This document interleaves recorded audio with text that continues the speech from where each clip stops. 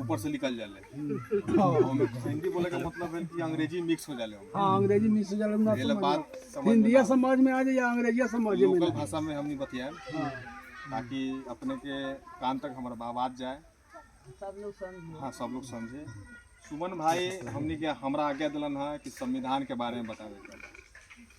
तो संविधान के बारे में सब लोग जाने ले। आज अगर हम सांस लई बारी, धरती पे चलई बारी, अगर हमार कोनो कोर्ट कचहरी में हमारा बात सुनई बा, थाना ब्लॉक में तनी मनी बात सुनबे, जेहे तनी सुनई बा, वो दूर दरवाजे जाई बारी, ओकरा पीछे एके गो रीजन बा, एके गो कारण बा, वो संविधान। बाबा साहब भीमराव अंबेडकर के लिखल संविधान के कारण आज हमर अपने के चाहे जनी जात के, चाहे बुजुर्ग के, चाहे केहू वर्ग के हो, जनरल कैटेगरी के हो, ओबीसी समाज हो, दलित हो, पिछड़ा हो, कोनो जाति के हो, कोनो धर्म के हो, अगर एक साथ हमने आज बारी तो संविधान के वजह से हमनी के अगर कुछ हार पूछे बा कोनो को ये भारत में तो संविधान के वजह से। अब संविधान बाबा साहब भीमराव अम्बेडकर तो लिख के चल गए। आज नेट डोर के माध्यम से संविधान एक तरह के लोगों तक जानकारी पहुंचावे के एक माध्यम नेट डोर व्यवस्था कर रहा है कि ग्राम में जा के लोग सबके बीच में संविधान के बारे में बतावल जरूरी बा कि लोग आए वाला जनरेशन, चाहे अभी के जनरेशन संविधान के महत्व, वैल्यू, अंग्रेजी में बोली वैल्यू, हिंदी में महत्व, ओकर का महत्व बा ओकरा बारे में लोग जाने। तो संविधान सीधा सीधी समझू कि जैसे बहुत लोग हिंदू धर्म से बा, बहुत लोग मुस्लिम धर्म से बा, बहुत लोग क्रिश्चियन से बा, बुद्ध से बा, तो सबके अपना अपना ग्रंथ होई। केहू कुरान पढ़लन, केहू बाइबल पढ़लन, माने क्रिश्चियन के बाइबल बा, रामायण केहू पढ़लन, केहू गीता पढ़लन। तो इंसानियत के अगर कोई किताब बा भारत में तो उस संविधान इंसानियत किताब जो हमनी के अधिकार के बारे में समझावलन कि अगर हम धरती पे बारी तो हमनी के काका मूल होके चाहिए। बोले के आज़ादी, लिखे के आज़ादी, पढ़े के आज़ादी, वही में आवेला वोट के आज़ादी। वोट के आज़ादी भाई जो सब समझलन है कि 5 साल बोले सब कोई लोग वोट के विरोध करना चुनाव के समय, मतलब कि पैसा पे चाहे मुर्गा पे चाहे ये सब बा, तो सब ठीक बा। लेकिन उहे नेतवा सब अगर अपने के दूरा दरवाजा 5 साल पे एगो आवी बात तो ओकरा पीछे एके गो कारण बा कि वोट बा। अगर उहे वोटवा अपने के पास न रही तो 5 साल कहती 50,000 साल पूजे तो कोई दूरा दरवाजा पे सुनई तो बा, वो बात सुनई बा। दूसर बात एमे भाई लोग करेक्शन करी बड़ी कि पैसा लेके वोट दे दे, पैसा लेके हम वोट दे दिली तो हमारा मुंह खराब ना हुई नेता के सामने खड़े के कि हमारा रास्ता खराब बा, हमारा वोट नहीं के, हमारा घर द्वार नहीं के, हमारा घर द्वार में सुरक्षा के माहौल नहीं के, थाना ब्लॉक पुलिस हमारा सुने ले, हमारा जाथा जमीन के मन अवैध रूप से कोनो जोतई बा तो हमारे के सुनवाई के करी। तो ई मुंह ना रही उस समय जब पैसा लेके हम ही वोट दे रहा। अगर पैसा लेके वोट न दे रहम तो वो दूरा पे चढ़ के, छाती पे चढ़ के कहम कि तू हमारा काम कर, कि हम तू हमारा काम कर, कि हम तोरा के वोट देले बारी, तोरा जीते ले। तो दोनों फर्क बा मिलाएम अपने कि पंचायती चुनाव हो गई हुई तो जरूर पैसा ले ले, सब लोग ना ले ले, हम जान जी बड़ी क्यों ना ले, लेकिन जे ले ले हुई वो ओकरा आवाज न निकले यही कि बोलू कि हम जाके कहतू कहूँ मुखिया जी के, चाहे फलना विधायक के, चाहे फलना चिल्ला के हम तो ले ले बड़ी पैसा 2,000-3,000 रुपया। और वो बात कही कि तोरा दिले लिए तुम तो भर दिले हैं, मंगनी दिले वोट। अगर ना ले ले रहती तो छाती पे चढ़ के बोलती कि हम तोरा वोट दिले बड़ी पैसा बिना पैसा के, चल काम कर। तो आज 5 साल के बाद तो फिर तो हमारे दूरा दरवाजा पे अपन अधिकार भाई, अधिकार कहाँ से मिल, वोट कहाँ से, वोट दिलक संविधान से, तो अधिकार हमारे संविधान से मिला। तो संविधान एक ऐसा ग्रंथ बा मानवता के, भारतीय मानवता के, कि ओ से अपने जो भी आपस समूह बैठल बारी, हमारे ख्याल से बहुत चाची बहुत समझदार बा, इनका मालूम है पुरानका जमाना के कि केहू दूरा दरवाजा पे बाहरी लोग के, चाहे आपस में जो माने बड़ा क्लास के लोग, माने बड़ा क्लास ऊंची जाति के लोग, छोटी जाति के लोग जाके ना बैठे नीचा बैठा, चप्पल खोल के आवा नीचा बैठा, चाहे आसपास में गुजरे ना लगा।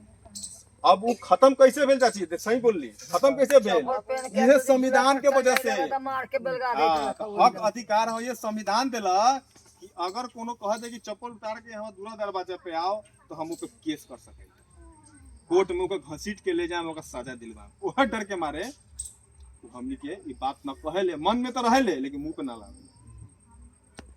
ये संविधान ताकत देले बा कि अगर कोनो अगर जाति सूचक नाम ले लेलक, जैसे हम जे जाति से आइली नाम पे गाली दे देलक, तो ओकरा ताकत बा संविधान में कि ओकरा घसीट के कोर्ट में ले जाए।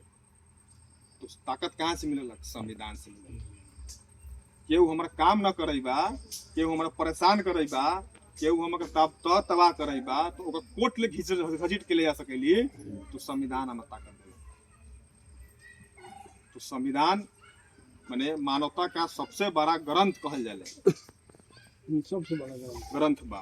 गीता रामायण अपने लोग उम्र हो गेल बा, हम इना हम कि अपने लोग के बारे में विशेष जानकारी ले। लेकिन अहाँ के बाल बच्चा, अहाँ के पोता पोती होई, सब पढ़ई होई स्कूल में, बढ़िया बढ़िया स्कूल में चाहे बाहर भीतर होई, ओकरा जरूर हिदायत देम कि संविधान के वो पढ़, अपन अधिकार जान, और जब जब तोर अधिकार के हनन होके मन छीनल जाए तो वह संविधान के बदौलत तू अधिकार छीन के ले। समझल बुझल चीज बा। खास कर प्रयास करे जो अपन बाल बच्चा बा, बाल बुतरू बा, पोता पोती बा, ओकरा जरूर प्रोत्साहन दू, ओकरा कहू कि वो संविधान कम से कम पढ़। बाबा साहब भीमराव अम्बेडकर के बनावल संविधान बा, ओकरा पढ़, हक अधिकार जान, क्योंकि वो अधिकार जानी तब अपने के अधिकार दिवावे के उतना ताकत रखी कलम के माध्यम से। तो ये बा कि वोट भाट के लिए बात हमनी सब चुनाव प्रचार करते ना छी, मैकडोर के संस्था के माध्यम से ये बतावे आयल छी कि वोट अपने के जेकरा देवे के दियो, जहां समझ में आवे दियो, लेकिन जरूर दियो। एक एक वोट, एक एक मतदान, मतलब कि अपने के वोट बा, वो केहू के बनाई तो केहू के बिगाड़ी। तो जब तक बनाएम ना, तब तक बिगाड़म ना, तो सीखी ना, तब फिर अपने के वो कहा सुनी ना, तो बुरा पर कहाँ टॉपिक। हाँ, तो जरूरी नहीं है कि बनाओ ही के बा उनको बिगाड़ी दे।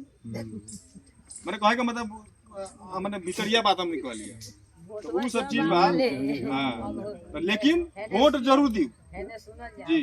जब वोट आई विधायक जी जो चाहे ना जी, चाहे केहू आवत, सब जानता के देवी जीत गए जब भोटवा जनता पूर्वक बा, किरण देवी सब 100-400 लोग धरा देवल। ये अपन मुखिया ने तोरा के हम आशा दे, आशा दे भोटवा जानता तो पूर्वक लफड़ चल जाले, भोटवा दे जब जीत जाले लोग, आ जब जनता का ऊपर को वर्ष आवले तो पेपर लिख के लोग ले जाले, जाई बानी विधायक जी का ऑफिस में ले आ, विधायक जी हम खाना भेज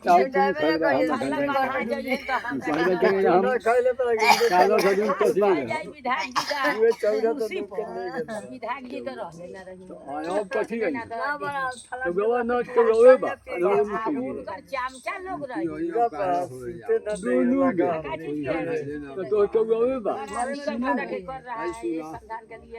चावल बाद में खाइया। अच्छा रख दीजिए हो टेबल पर, चावल तो जिंदगी जो पर के काम हो जाएगा आपका। हाँ धर दीजिए, धैले रह जाई है खोजे ना आपको काम। फिर हमरा कोहे के गरो ये हम मान के लिए है इनका के हम जिताऊनी, सारा वोट छीन के इनका के वोट बनाऊनी कि जीती है तो सब जनता के देखी का ये में ना छोटा ना लमहर, ये छोट लमहर बुझलक लोग। ये कोई के संविधानवा जे बनल बा से ना बनल, सही बनल। जब सब जात एक हो जाई तो सब संविधान सब पर बनल है। हाँ, का तो केहू मुखिया चाहे केहू विधायक चाहे केहू जिला परिषद कोई जीतई एगो सब संविधान का वोट। तो यहाँ तो ठीके कहनी है बोतला बा ई जल्दी जिताओ